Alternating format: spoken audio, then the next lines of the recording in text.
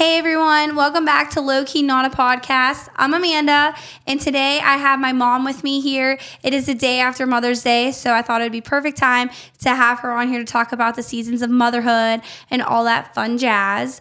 So we're going to dive into that. She's going to share a little bit about her heart and what it was like for her to be a working mom. And we're just going to go off of our conversations a little bit and share about how we both feel about that. And Mom, do you want to go ahead and introduce yourself? Sure. First, thanks for having me on here. I'm super excited and so very proud of you. So my name is Beckie Cottage, and currently I work at a college campus where I work in the alumni department. And I have a wonderful husband who very, very soon we are going to celebrate 40 years of marriage. So I'm very excited about that. And hitting a milestone birthday coming up here in a couple of weeks. So I got bittersweet feelings about that. And then I have two beautiful daughters. I have Amanda, who's my oldest, and she's married to a wonderful son-in-law, Matt, and they have a beautiful granddaughter, Anaya. And then I have another daughter, Alina, who is also married to a wonderful man. And currently they are in Texas. So that's a little bit about me. Yeah, we'll make sure we touch on the Texas part at the end, because that'll be the emotional part. Yeah, you're determined to make me cry today. No, I'm not determined. But it's good to hear things like this because, I don't know, it's funny because my nephew is, as you know, JD, he's leaving today as we're recording. He's leaving today to go to Africa for missions training. And we wrote letters to, his mom wanted us to write letters to him.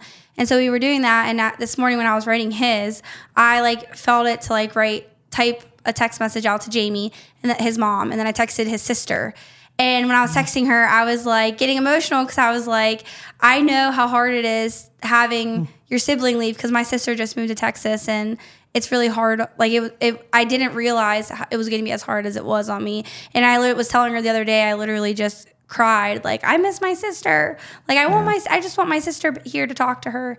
And so I think it's family moves away all the time. I feel now, especially with jobs and stuff. So I feel it's a good thing. We'll touch on it a little bit later. But diving in, I know that you were a stay-at-home mom, or not a stay-at-home mom, you were a working mom. Mm-hmm. And so what was the hardest part about that for you with us when we were really little? Because I can't remember, how old was I when you started, when we went to the babysitter? I can't remember. Okay. So let me back up just a little bit because I have to lay some groundwork. So I actually struggled with infertility. I went through a lot of medical issues before. And so we had been married 7 years when we decided to have a family because we had moved away and came back to the area. And so when we decided right off the bat, they discovered some issues that I had. And so we had very aggressive treatments to take care of that. And so that was a very emotional time. And I thought that was going to fix the problem right away, which it did not. It was 5 years later, actually, and at the point where we had just decided that maybe God was steering us in a different direction and maybe we were supposed to adopt, which we were very open to. And so we started looking into that. And I have to share this one thing because God has over and over again just been so good at speaking to me, sometimes through other people and sometimes directly, but it has always resulted in such a sweet season of my life. And so I had a lady that I went to church with that I didn't know very well that had came to me and gave me several scriptures. And not too long later, I discovered that I was pregnant. And so we waited to share because I was just so nervous about being pregnant because it didn't come easy to me. And honestly, it was just such a sweet, sweet time when I got to realize that God, because I had felt all along that God had created me to be a mom. I just would tell your dad, my husband, I would cry out and just say, I have this ache and this emptiness. I just know that God has created me to have children and to be a mom to other people. And so anyway, fast forward a little bit. had you were early, of course, impatient, and to get here. And so I was into my maternity leave. I was working full time at that time at a hospital. Yeah. And we really didn't discuss whether I was going to go back to work, but I know that your dad expected me to go back to work. And I was just like, I thought, I'm not going to deal with it. I don't want to think about it. I just want to enjoy my baby. And so I did that. And it's coming to the end of my maternity leave. And he had said to me, what's your plan? And I said, what do you mean, what's my plan? What's your plan for a babysitter? And I said, I don't have a plan. Like, if God wants me to go back to work, God will find me a babysitter. I'm not looking. And by the way, like, I have prerequisites.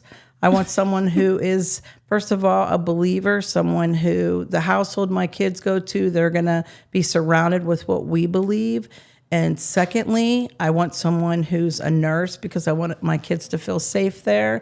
I want to feel like I feel good because I'm leaving them with someone. And thirdly, which was probably the most ridiculous, unreasonable request, I wanted someone who lived 5 minutes from our house because we all know that it takes me a long time to get ready and get out of the house. She's always late. And to get to work. And so I needed someone who was close so it wouldn't deter me from getting to work. So I just said that because it was ridiculous, like at the time, ridiculous. And no one was going to meet the standards. I thought no one is going to ever fall in that. And so at the time we had a business, which I did very little with. I had my job and then your dad had his business and I just helped with little things, but I never really answered the phone. And we had a separate line at our house for the business. And I thought, that's his business. I don't really want to answer any questions about that, so I'm not going to answer the phone.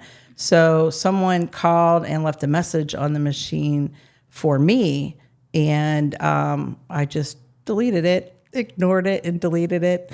And a couple of days later, the phone rang again, and I just wasn't thinking. I walked by, and I picked up the phone, and it was this lady, and she said, hi, my name is Charlene, and I understand that you're looking for a babysitter. And I was like, what? Because I had not said anything to anyone really, because I didn't want to go back to work. And so we had a mutual connection through my work. She was related to someone I worked with. And so I said, okay. And she continued to talk to me. And she, as I talked to her, I asked her, like, are you a believer? And she was a believer. And then I said, well, why don't we schedule some time to meet? And so I did like a preliminary babysitting thing. I had a dentist appointment or something, and she watched you. But I went and I talked to her, and I think I did at that time discover that she lived 2 minutes from our house, which of course God always surpasses what you ask for.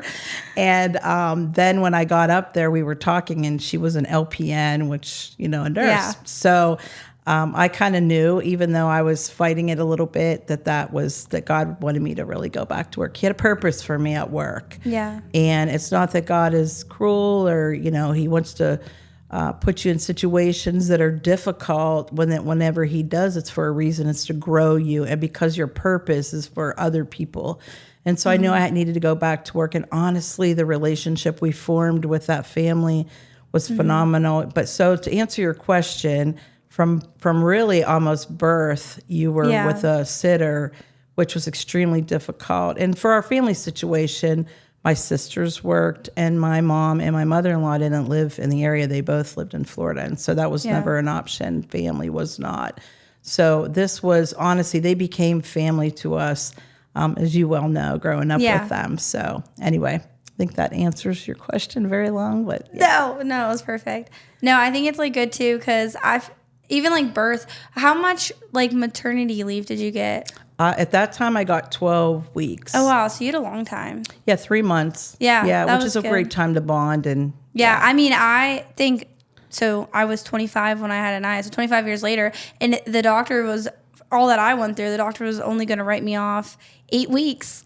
I mean, that was really nice that they gave you 12 weeks of maternity leave. Well, I thought it would have gone the opposite way. I would have thought you would have got more leave now. Well, because now there's paternity leave. That's all my friends' husbands have paternity leave, and it's crazy how long they get.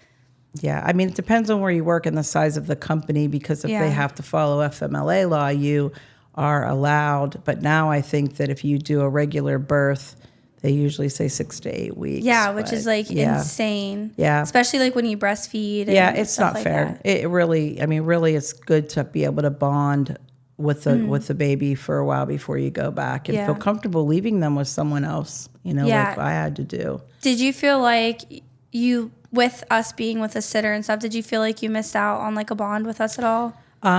This is the thing about her that was excellent. And I'll tell you what I did struggle with. But the thing was excellent about her, she never told me about the things you did first. She let me experience them as a mom, which again, she was phenomenal. Like your first steps, like to me, it happened with us.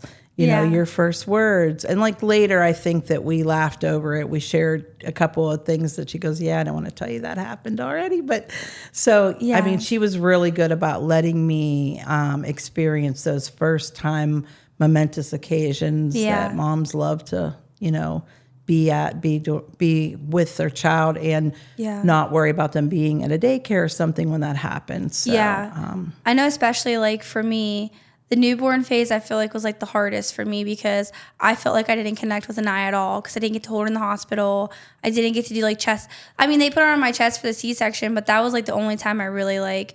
The only time I would hold her was when I was breastfeeding. I didn't get to breastfeed long. Like I wanted to breastfeed longer. And I was like just frustrated. And then like I would go near my friends who their kids, they were always like, they would always joke and be like, oh, like my kid always just wants me because he wants to eat or whatever. And I'm just like, oh, like I don't have that. Like everyone would feed my kid. And like Anaya, I'm pretty sure said like every other name before my name. And I remember just being like, oh my gosh, I hate this. But now that she's 2.5, she very much is like attached to me. And like, so I always feel like I always say like the newborn phase, it's always nice that it's first.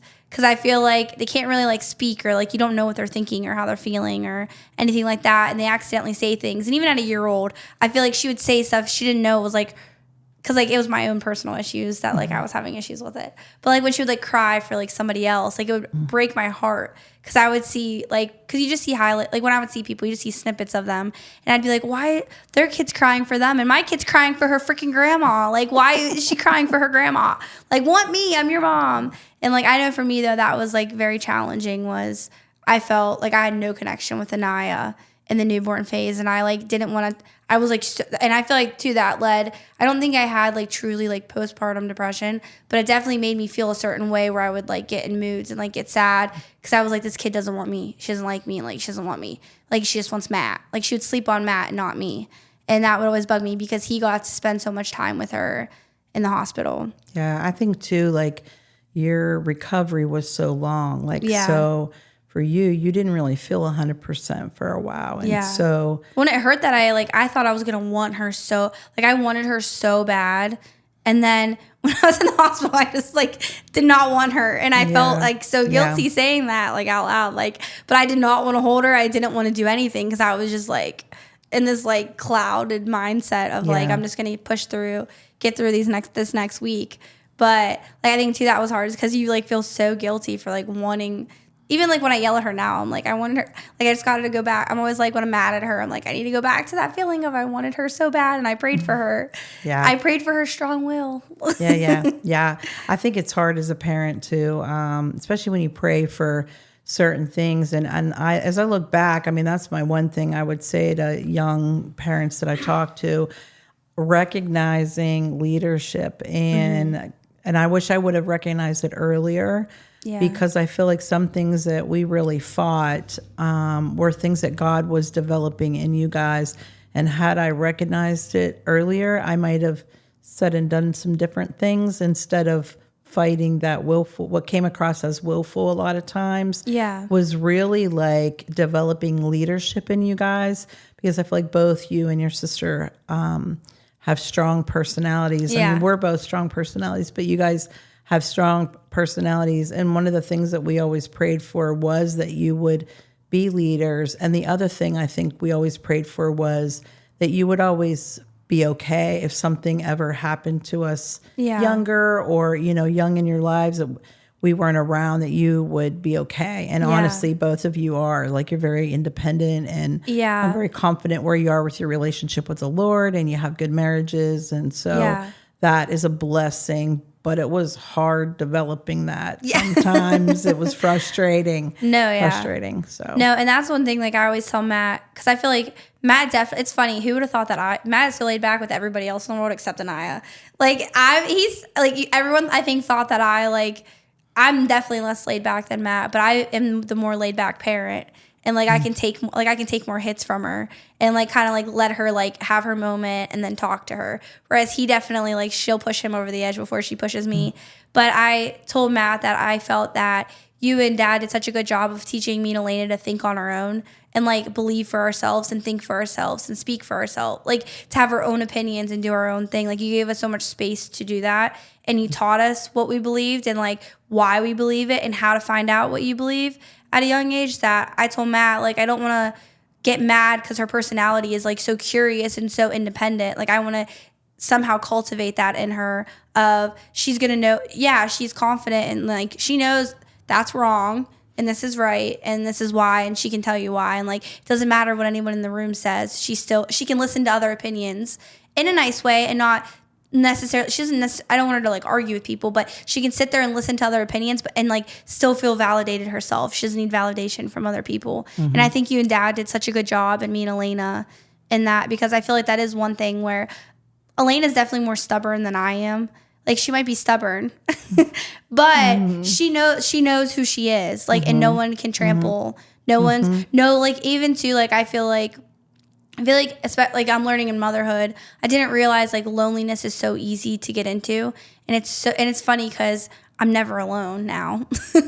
I'm never alone, but yet I can feel so lonely at times, and I'm starting to realize that like it's so good to like know who you are in the loneliness, because that's when there's room for doubt, and that's where too you're willing to listen to other people and what their opinions, because you just want to get out of that loneliness. And so I think it's really good. Like I try to instill that in Anaya, what you guys built in us, like a good foundation in us with. Well, I'd love to tell you that it was all very intentional. Yeah. I mean, some of it was. Lots of prayer. Some of it was accidental. But the other thing I would tell you is very, very important, which is another piece of advice I would give moms, is surrounding yourself with moms on the same path as you, like, and the same belief system, but also having that one older mom that is already through the season. I mean, you can have more than one, but at least having one mom that is through the season that you are in right now, so that they can help you navigate it. Because that was one thing that was very helpful. Like, I'd be like, honestly, it's scary when you listen to other older moms' stories and you're like, oh my gosh, I don't know that I could ever navigate that. Yeah. But then when you come into that season, you realize that person imparted some wisdom in you that allows you to maybe like, okay, let me think about this for a minute. Yeah. Okay, let me not react. Let me be intentional on how I respond to this situation. Yeah. So I think that that's very, very important. And I'm so glad that God organically did that for me. Yeah. And I was open to it, because I've often given that advice to people. Make sure you have a good, strong mentor, and that you surround yourself with women like-mindedness that can give you solid advice, obviously. Yeah. It's funny you like brought that up, because I always, you know this, I've said this to you so many times, that I get so annoyed that we always click with people older than us. And I hate it. Like, I'm like, why can't I just find the perfect, I say this to everybody, why can't I find the perfect 27 to 28-year-old couple that is in the same phase of life as us, the same walk, and like, we're always naturally just drawn to people like in their 30s or like older than us. And I'm always like so frustrated, because I'm like, I feel like I can't fully click with them, because they're just in a different season of life. They're always like a season ahead of me. And it's funny, because I had discipleship on Thursday, and like I talked to my sister for like 2 hours after discipleship. I drove 45 minutes home, and then I was home, and she was telling me she just was feeling like the loneliness that I was feeling, she was feeling too, and we were bonding over it and talking about it. And in the middle of our conversation, I told her, I said, it's funny because I'm actually like, I've never like been in mid-conversation and like heard God like specifically speak to like just me. But in the middle of our conversation, I felt God just really tug on my heart and say, like, how do you expect to raise kids that you don't want to make the same mistakes as other people? You keep praying that prayer to me, that you want to make the same mistakes as your parents made, or that Matt's parents made, or his siblings made. Like, you want me to protect you and guide you through those difficult situations. He said, but yet you're not willing to have the people who've been through it speak into your life. And I was just like, dang, like, and to like, me and Matt always say, like, we never know we always feel like for some reason we always just are people's, like, we never know what God called us. Like, we don't know what God calls us to, in all honesty, but we always just hear the word steadfast, and that God just, right now, we just feel like God has us being, like, steadfast. Like, that couple and that family that's just there for people. We're a solid foundation for people to come to, ask questions, like, ponder their faith, and just, like, sit and listen to them and, like, love them, like, truly. We just feel like that's, like, our call. That's, like, the only call we have in our life. It's that. And that's, like, the mission of our family, and that's what we want to build as a foundation for our family. And I also felt like after having that moment and God say that to me, I just, like, felt like, wow, like, I can't be that if I don't have people who are older and wiser and been through those seasons, like, pouring into me and talking to me and, like, holding me to that, like, steadfast, like, holding me accountable. Because sometimes when people are in the same season as you, they can't help you through it because they're going through it too. And so it's funny that you said that, because that's one thing that I feel like God has always done for me naturally. And I, like, am always so, like, I don't want it. Like, I don't want to have a good relationship. Like, I love my sister-in-law. She's literally, like, I don't even look at her as my sister-in-law. I look at her as my big sister. And, like, I talk to her about just the way I talk to my younger sister. I talk to her, and, like, I feel like we have that relationship where she'll call me out and tell me, like, no, I think you're doing the wrong thing. And I'm always like, oh, like, I like hate that I just, like, want to always talk to her about stuff, because I'm like, she has her friends and she's older, and like, I want someone who's, like, crying like me. But it's like, if I had someone who was having a pity party with me, we'd just be having pity parties. We would never get over the pity parties. Like, we never would grow. And so I do think that's, like, so important. And I feel like sometimes we look at it as, like, it's, like, a bad thing. But really it's a good thing to have someone who is helping you and teaching you. And I think too, we're not always very receptive to, like, hearing. What two words came to mind while you were talking, and I thought immovable, but moldable.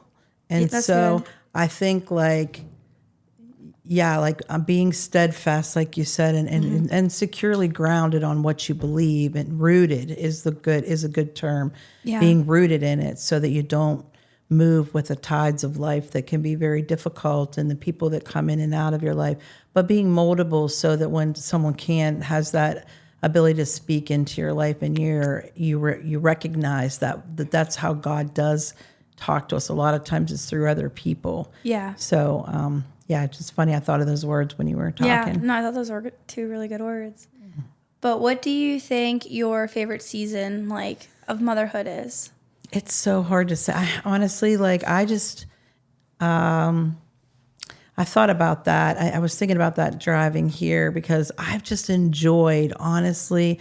I'm not going to tell you that it was all butterflies and rainbows. Oh, yeah. They were challenging, but I've really enjoyed being a mom in all seasons.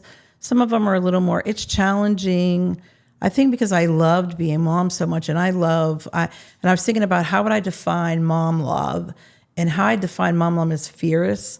So I feel like I love fiercely, like I do. And so for me, it's hard to be away from you guys. So, like, that's really hard for me. Probably this season I'm going to cry. It's okay. I'm sure there's a mom watching this who feels the same exact way that you do. Yeah, even though it's good, it's a sweet season to watch you guys honestly grow and, again, take root in your families and do such great things that are beyond what I would. You guys have such boldness. I'm more of a stuck in my I love comfort zone. And so I know that God pushes us out of comfort zone for a reason, for growth. But I watch you guys, and you're just so bold and, like, not afraid to, like, take on the next challenge. And so I think now is really sweet. Again, I was thinking about what was my hardest season, and almost now is too, because when you guys hurt, I hurt. And so it hurts more to watch you guys struggle. Like when you had Anaya, that was such a hard season for me to watch you go through that, because I wanted to take all that away, and I wanted it to just be an enjoyable time for you and not the struggles that came with that. And then on top of it, I was sick and was not able to be the one to that take took care of you. And I'm like, really, Lord? Like, like I've had to like work their whole lives. And on top of it, I didn't even mention we did ministry. Like we've done ministry your whole life. So like we've always been very busy and immersed you guys in activity and fun stuff. But also, it's challenging. But anyway, so it was really hard for me to be, to watch from afar, but your mother-in-law did such a good job of taking care of you. And she was really, really sweet and good about letting me know what was going on and making me feel like I was in that hospital room with you. And, and the baby, keeping me updated on those things. So at least I got to be there for the birth. So that was, for sure a memory that I take away. But anyhow, I know I'm not really clear on, but I just really have. I've enjoyed every season, of your lives. Yeah. Mm-hmm. But I was going to ask you too. I remember what I was going to ask you. How did you deal with when we would hurt you? That's a very good question. I just thought of it on the spot while you're talking, and because I was thinking, and I was like, we definitely, I know, have said things like my daughter's in the phase. She's only 2.5, and she says that she doesn't like me sometimes, and I'm like, but like when they actually mean it, when we were teenagers, and I know we've said hurtful things or we've made decisions that have hurt you. How did you like navigate it? Yeah. I think that the best thing I can tell you, again, it hurts. It hurts. And you always want to be like, in your kids' eyes, mom, you want to be that person that they admire and look up to and love. And, we equate that to being obedient, I think, and, compliant. And, let's face it, we're all human. We don't always say the right things. And so I think for me, it was first understanding my identity in Jesus and my identity as a mom, and that comes from him. And no one can negate that, can devalue it, can take it away. And so having that, I had to look at you guys like you're growing, you're learning, and I tried not to take it personal.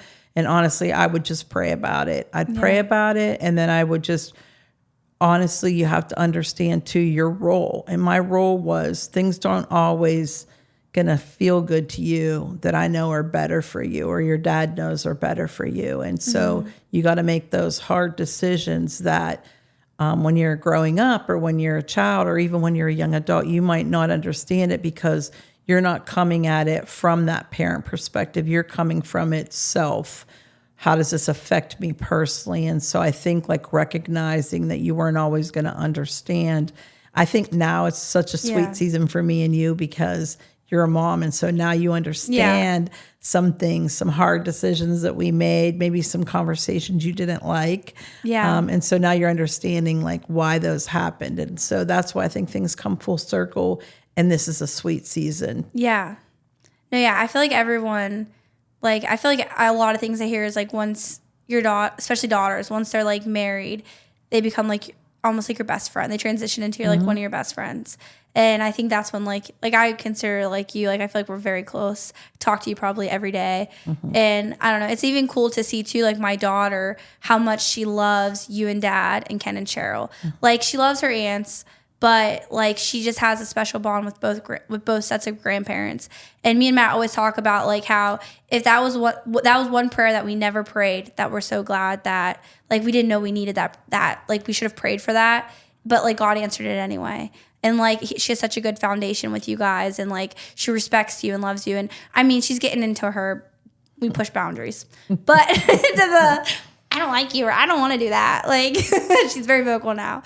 But another question before we like kind of start wrapping it up was I wanted to ask you so I know everybody has their different take on like parenting, like when you're in a Christian home and you're raising your kids up to like love Jesus and all that sorts of things. Everyone has their own way of doing it.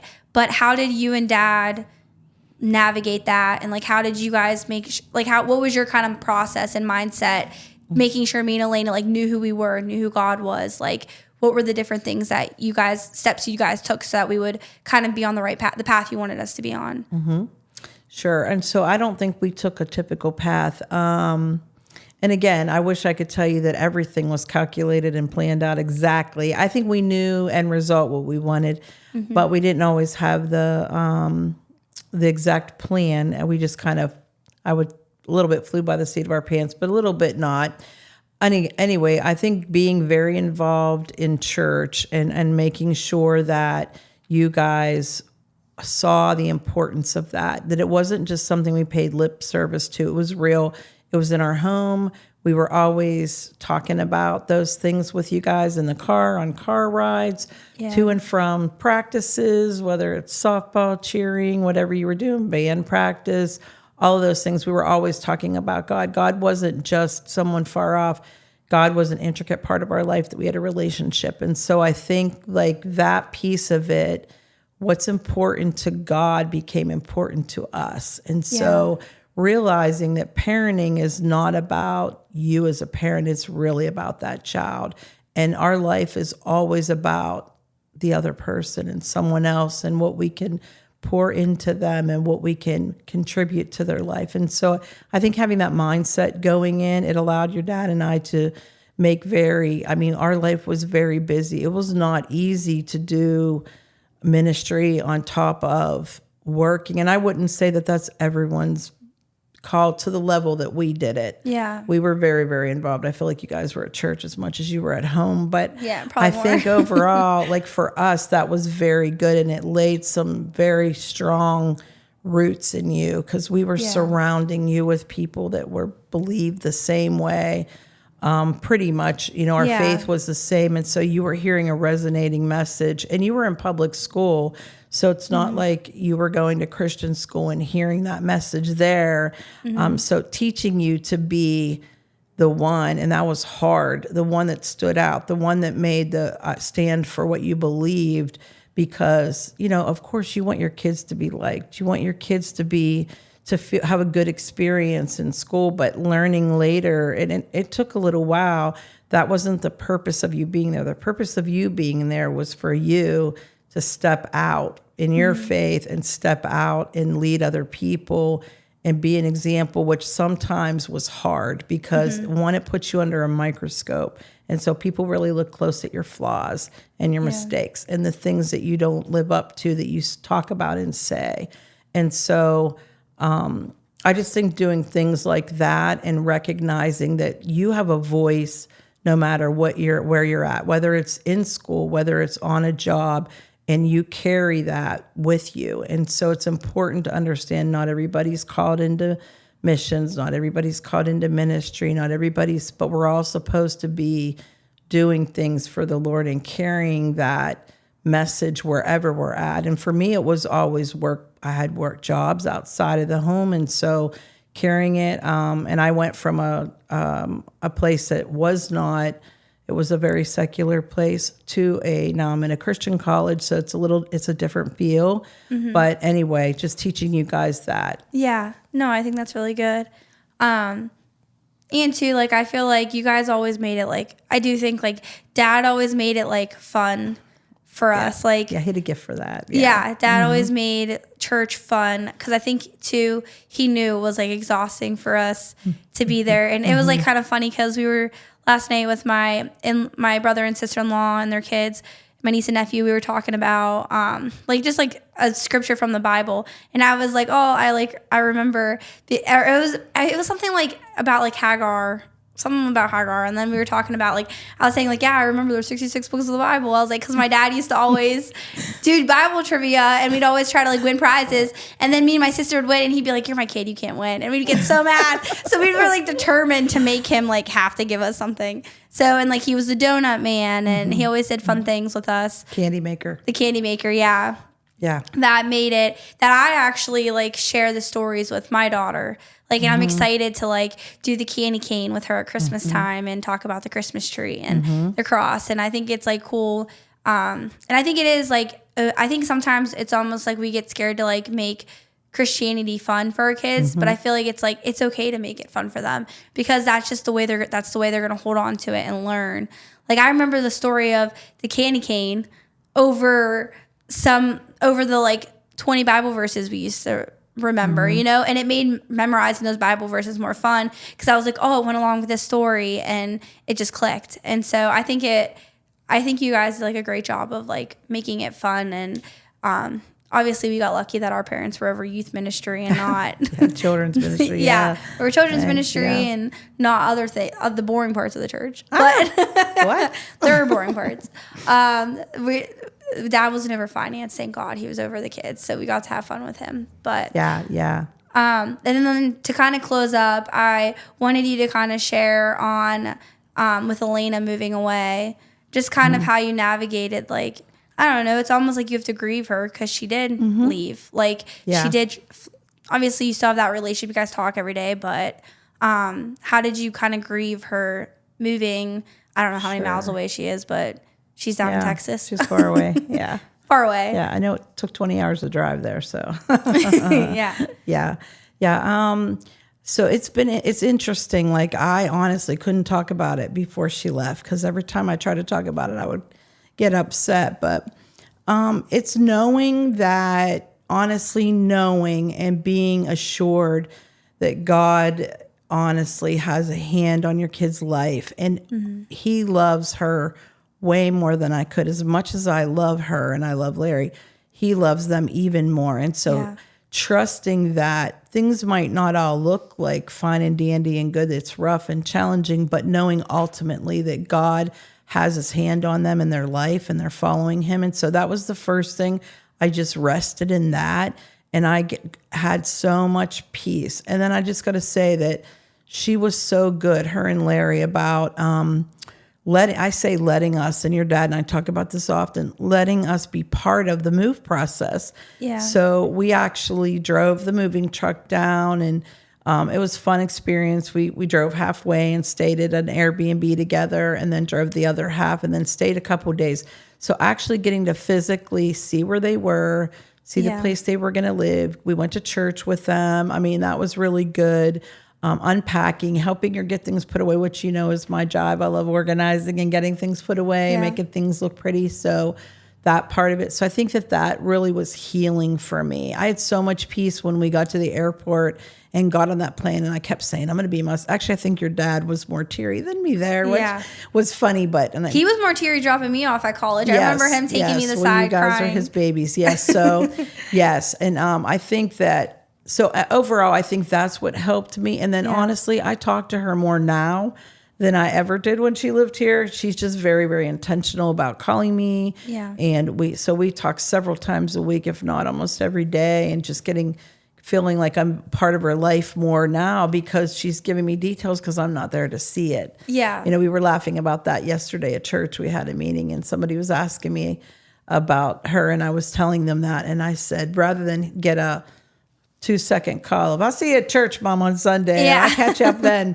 Instead of that, I'm getting like time with her, which is on the phone. It's nice. She has a long drive to and from work now too. Yes, that's what I said. I said for her, it might not be so nice, but it's nice for me because we get to catch up with her. Yeah, absolutely. But no, that's great. I really appreciate you sharing everything and being vulnerable and talking about the hard stuff because motherhood is hard. It's emotional and it hurts sometimes, but there's the good moments overweigh the bad moments. And so Absolutely. I appreciate you being on here and talking to me.